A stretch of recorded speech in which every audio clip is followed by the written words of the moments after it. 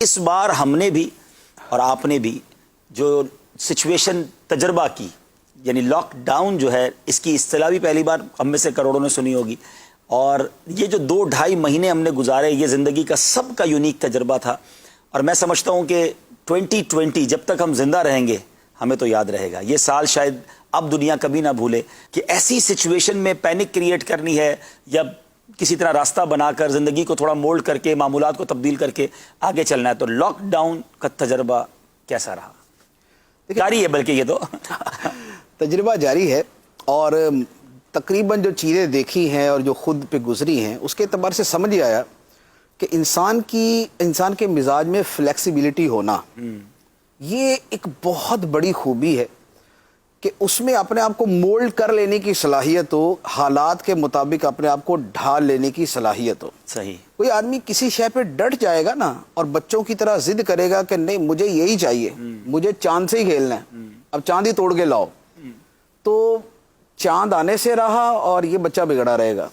اس سے بہتر ہے کہ آدمی ہر شے کے پوزیٹیو اسپیکٹ کو دیکھ کر اس کے مطابق اپنے آپ کو چینج کر لے. ایک حدیث مبارک ہے، نبی پاک علیہ الصلوۃ والسلام نے فرمایا کہ مومن کا معاملہ خیر ہی خیر ہے. اگر اسے نعمت پہنچے تو شکر کرتا ہے، اور مصیبت پہنچے تو صبر کرتا ہے. میری بات یہ ہوئی کہ دونوں کے اندر ہی جو پوزیٹیو پہلو تھا اس نے اسی کو اختیار کیا. نعمت میں شکر کے پہلو کو، ناشکری اور سرکشی کا نہیں اختیار کیا، اور مصیبت کے اندر صبر کے پہلو کو اختیار کیا، بے صبری، شکوہ، واویلا اور چیخو پکار والے پہلو کی طرف نہیں گیا. تو پوزیٹیو تھنکنگ جو ہے نا وہ بندے یہ آدمی کو بہت کام آتی ہے. طبیعت میں فلیکسیبلٹی ہو، پوزیٹیو تھنکنگ ہو اور کریٹیو مائنڈ ہو کہ آدمی سچویشن کے اندر کسی سوچنے سمجھنے کی صلاحیت رکھتا ہو. کوئی مصیبت جو ہوتی ہے یا پریشانی ہوتی ہے، اس کے بارے میں جو اس سے فائدہ اٹھانے والے ہیں نا وہ یہ کہتے ہیں کہ پرابلم کو پرابلم نہیں کہو بلکہ اسے چیلنج کہو. نمبر 1، جب چیلنج کہتے ہیں تو انسان کی فطرت ہے مقابلہ کرنے کی. صحیح. انسان کہتا ہے مجھے اس سے مقابلہ کرنا ہے.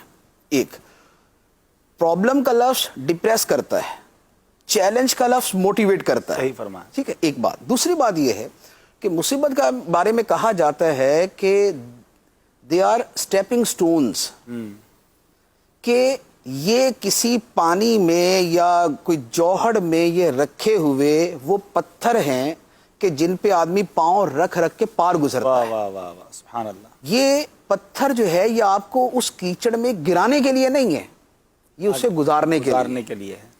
تو یہ مصیبتیں اور یہ جو حالات ہوتے ہیں یہ سٹیپنگ سٹونز ہوتے ہیں. اب جو ان کو اسی انداز میں لے لے گا وہ پار کر جائے گا، اور جو اسے پاؤں کی ٹھوکر ہی سمجھے گا وہ اسے ٹھوکر ہی کھائے گا. صحیح. تو یا ٹھوکر کھا لیں اور یا پاؤں رکھ کے گزر جائیں. واہ. تو جو موجودہ حالات ہیں اس میں بھی دونوں طرح کے رویے ہی سامنے آئے، لیکن چونکہ لوگوں کی اکثریت تربیت یافتہ نہیں ہے اور اس طرح کی سوچ نہیں ہے، تو زیادہ تر نے تو اس کو مصیبت ہی سمجھا اور اس سے نقصان ہی اٹھایا. لیکن جنہوں نے فائدہ اٹھایا انہوں نے بے حد و حساب فائدہ اٹھایا. ان کو بہت کچھ سیکھنے کا موقع ملا، بہت سے معاملات سدھارنے کا موقع ملا.